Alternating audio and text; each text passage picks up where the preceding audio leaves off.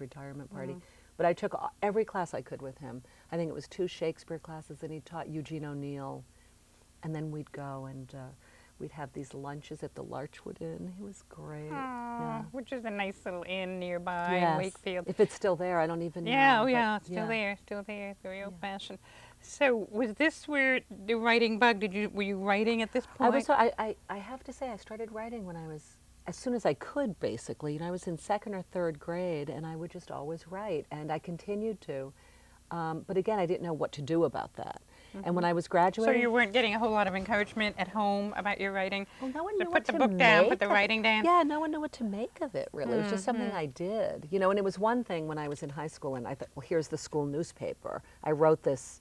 Oh, okay, you put something in the school newspaper, but what do you really do with it? You know, my mom and dad were much more practical minded. Probably partly out of necessity. Absolutely, and as I said, my family didn't have a lot of people who had this proclivity, so I was kind of an anomaly. So I was getting ready to graduate from college, and my parents sat me down and they were like, "You need a job, and you're an English major. You know, help us out here. What are you going to do?" And I had in the back of my mind to go to work for an airline, because I thought if I travel the world, I'll have experiences and I'll have more to write about.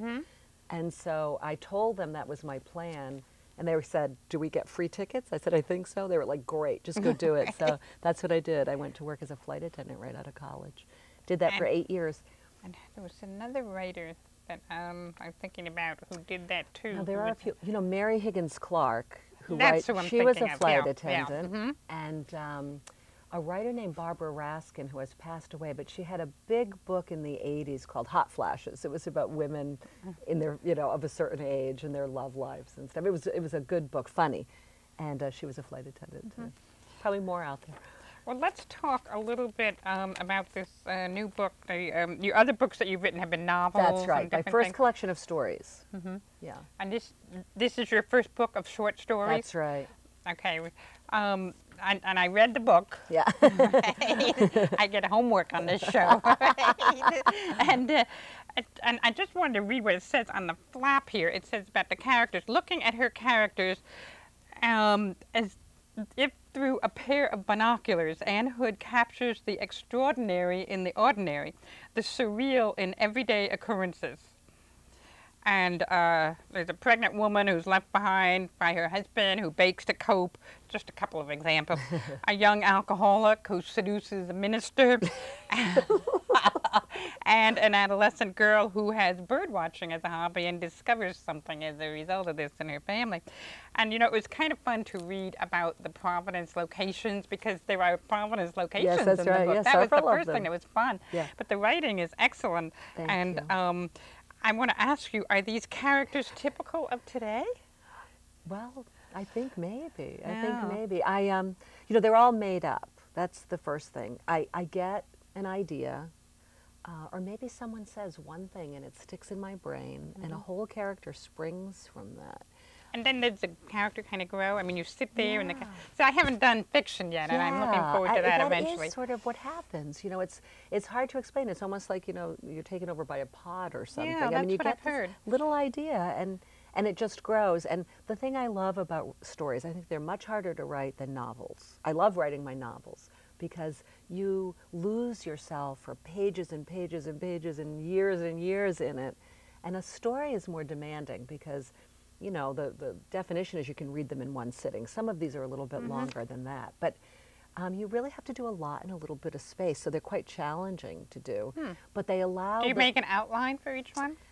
A very loose one in my head. I don't write it down, but I always know the end. I know where the story needs to go. I'm sometimes surprised by how it got there. With the novels, you have sort of an outline?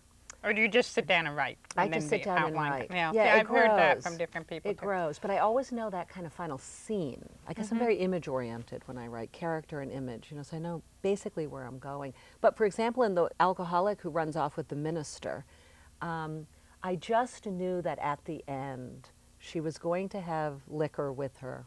They were going to be in this cave. Now I'm telling you the end of the story. Well, there's several other stories in the book, too. But it's fun getting this there so anyway. You know one, you yeah. still got about a dozen more.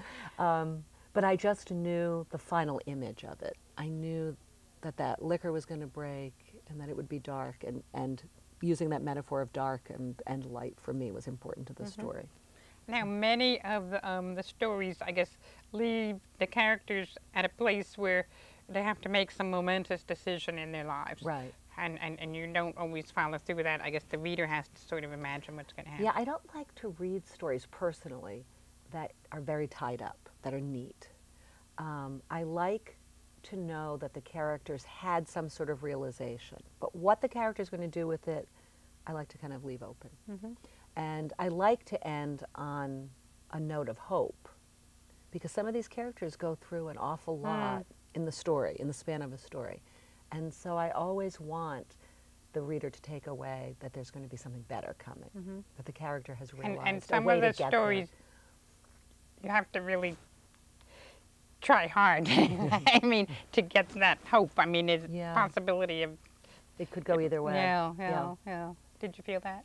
I think so. I mean, in my mind, there was going to be hope, but I didn't necessarily make it that clear in the story. Now, there's one story that hit me. I didn't really like it in terms of what it made me feel, because it made me feel emotions and feelings that weren't pleasant. But it was a well-written story, and there was a lot of symbolism, and I think the story was called New People. I thought that's the one you were going to say. And, you know, it's kind of interesting to see who the new people really were. Right.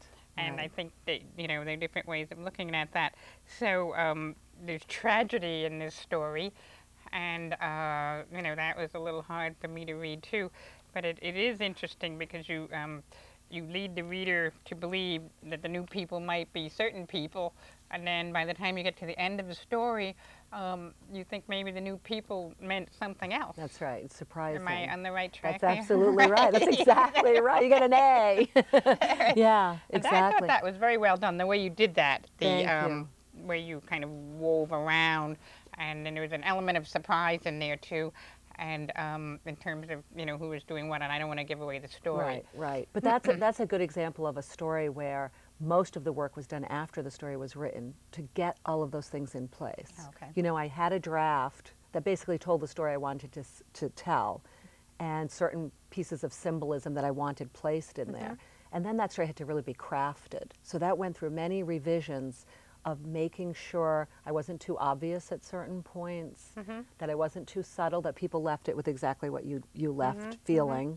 So that was, I keep falling. So you worked, don't fall down here. Yeah. You worked hard on that story? I did. That was one that really took a others? lot. Yeah. That was one that took a lot of structure work. Yeah. So do you have any major themes in this book entirely? I know there are a lot. How many stories are there about 11. it? 11, yeah, I was going to say a dozen. But major themes, because a lot of them are women, and women making decisions, and the lives of women, and relationships, and things like that. Which are my general themes even in novels. The novel I'm working on now is 9 women in a knitting circle, and they each tell their story. So they were, what, in their 70s or 80s? No, I'm sorry. Yeah, doesn't that sound exciting? A book about everyone sitting around knitting? No, everybody knits today. I know. I met a young man who's an artist knitter. the other day who knits.